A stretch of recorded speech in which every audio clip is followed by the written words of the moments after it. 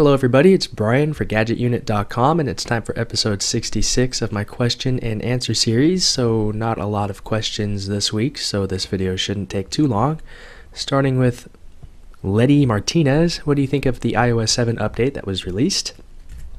Well, I think I've been using it since the first beta. They came out in June, and I've been pretty happy with it ever since. I mean, it gives people a fresh new look, some new features, so other than the icon and some of the slow animations, it's for the most part a good update, and I think a lot of people are going to like it. Would I rather have iOS 7 unjailbroken or iOS 6 jailbroken? I think I would have iOS 7 unjailbroken, because really it has a lot of stuff that people have been wanting for years, and it's finally available natively, so I really do enjoy iOS 7. And here is what my current home screen looks like. It's really simple, like all of my home screens. I went from 3 rows to 2 rows recently, so that is that. From Orbital Stars, do you have Grand Theft Auto 5 yet?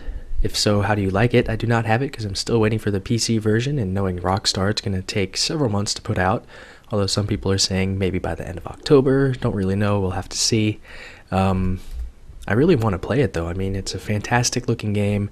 Some of the live streams and videos I've seen are just really cool. The game looks like a lot of fun, so it's definitely something a lot of people are enjoying, given their sales numbers.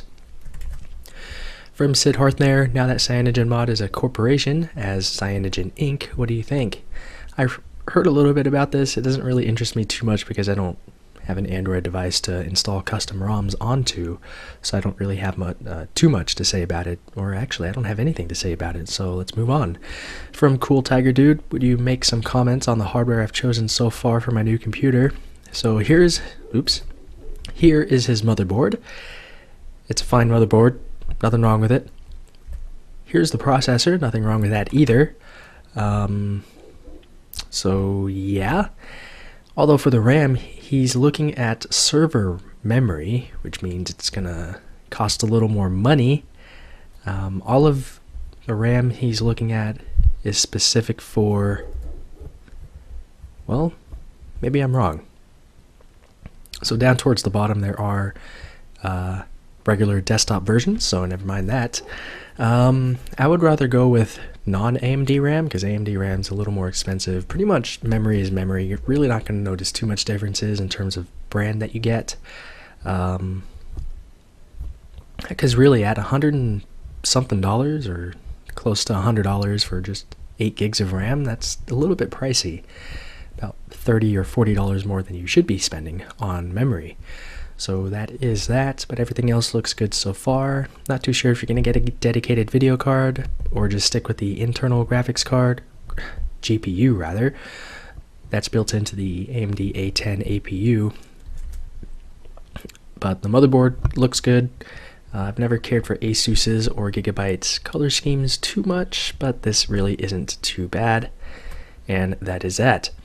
Lastly, with Jared71, MacBook Pro Haswell versus Retina MacBook. I don't really care for speed, I just want a MacBook that runs fast while browsing. Any suggestions?